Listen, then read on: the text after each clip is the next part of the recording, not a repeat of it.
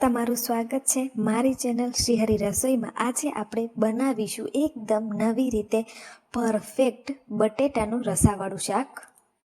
દરરોજ નાસ્તામાં નવું નવું શું બનાવવું, તો નાસ્તા માટે એકદમ પરફેક્ટ આ પૂરી અને શાક છે। તો ચાલો બનાવવાનું શરૂ કરીએ। એના માટે મેં અહીંયા કુકરમાં મોટી સાઇઝના 4થી 5 બટેટા બાફવા મૂકી દીધા છે। બટેટા બફાય છે ત્યાં સુધીમાં આપણે આંબલીને પલાળી લઈશું। તમે જેવું ખાટું ખાતા હોય એટલી તમારે આંબલી લેવાની। હવે આ આંબલીને આપણે 2 થી 3 વખત સાફ પાણી વડે ધોઈ લઈશું।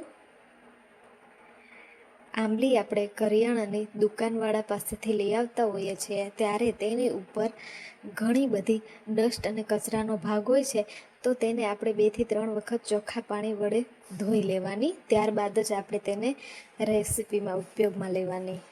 તો આંબલી પલાળવા મૂકી દઈએ ત્યાં સુધીમાં આપણા જે બટેટા છે તેને આપણે ચેક કરી લઈએ। તેલ એડ કરી દીધું છે। ત્યારબાદ આપણે અહીંયા રાઈ એડ કરીશું, જીરું। હવે આપણે આની અંદર ગરમ મસાલા એડ કરીશું। તો તેની માટે મરી, તજ, તમાલપત્ર, લવિંગ અને લાલ મરચું લઈ લીધું છે। ત્યારબાદ મીઠા લીમડાના પાન એડ કરીશું, લીલા મરચાં એડ કરીશું અને સારી રીતે સાતળી લઈશું। હવે આપણે આની અંદર 1 ચમચી ભરી લાલ મરચું પાવડર એડ કરશું, અડધી ચમચી હળદર પાવડર, અડધી ચમચી ધાણા જીરું પાવડર અને આની અંદર આપણે સ્વાદ પ્રમાણે મીઠું એડ કરી દઈશું અને મસાલાને સારી રીતે આપણે સાતળી લઈશું વઘારની અંદર। ત્યારબાદ અડધો કપ જેટલું આપણે આની અંદર પાણી એડ કરી દઈશું, જેનાથી આપણા મસાલા જે છે એ દાજી ન જાય।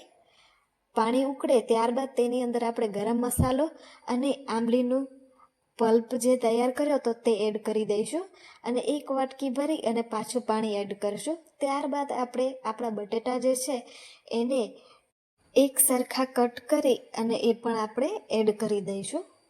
આ રીતે શાક બનાવવાથી બહુ જ ટેસ્ટી અને ચટાકેદાર લાગે છે। આપણે ટમેટાનો પણ આમાં ઉપયોગ નથી કર્યો। બટેટા એડ કર્યા બાદ આપણે સારી રીતે મિક્સ કરી લેવાનું છે।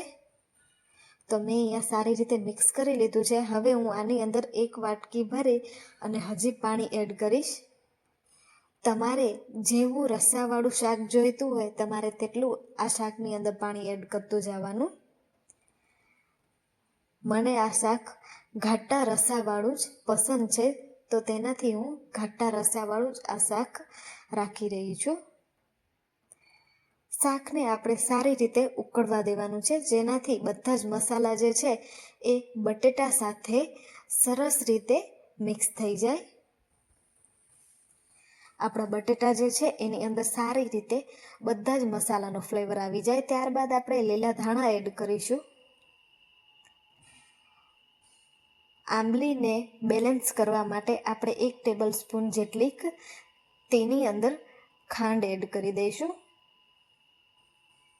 સારી રીતે મિક્સ કરી લઈશું। તો અહીંયા આપણું શાક જે છે એ બની અને તૈયાર થઈ ગયું છે। હવે આપણે પૂરી તરી અને તૈયાર કરી લઈશું। મેં અહીંયા કને પૂરીને ઘઉંના લોટની જ બનાવી અને તૈયાર કરી છે। ફૂલેલી પૂરીની રેસીપી જો તમારે જોઈતી હોય તો મને કમેન્ટ કરી અને જરૂરથી જણાવજો। એની પણ રેસીપી હું તમારી સાથે શેર કરીશ। તો એક કરતાં મેં બધી જ અહીંયા પૂરી તરી અને તૈયાર કરી લીધી છે। હવે આપણે ગરમા ગરમ પૂરી અને શાક સર્વ કરીશું। તો તમે જોઈ શકો છો શાક કેવું સરસ તૈયાર થયું છે। દહીં, વઘારેલા મરચાં અને વઘારેલો પપૈયાનો સંભારો, તેની સાથે આપણે આપણા પૂરી શાકને સર્વ કરીશું। આપણે રેસ્ટોરન્ટમાં અથવા તો ફરસાણવાળાની દુકાને જઈએ ત્યારે તે આપણને આવી જ રીતે પૂરી શાક સર્વ કરતા હોય છે। મારી આ ચટાકેદાર બટેટાના શાકની રેસીપી તમને કેવી લાગી એ મને જરૂરથી જણાવજો। આજ માટે આટલું જ। ફરી મળીએ નવી રેસીપી સાથે। તમને જો મારી આ રેસીપી પસંદ આવી હોય તો મને જરૂરથી લાઈક, કોમેન્ટ અને મારી ચેનલને સબસ્ક્રાઈબ કરજો, જેનાથી મારી આવી દરેક નવી રેસીપીની નોટિફિકેશન તમારા ફોન પર આવી જાય.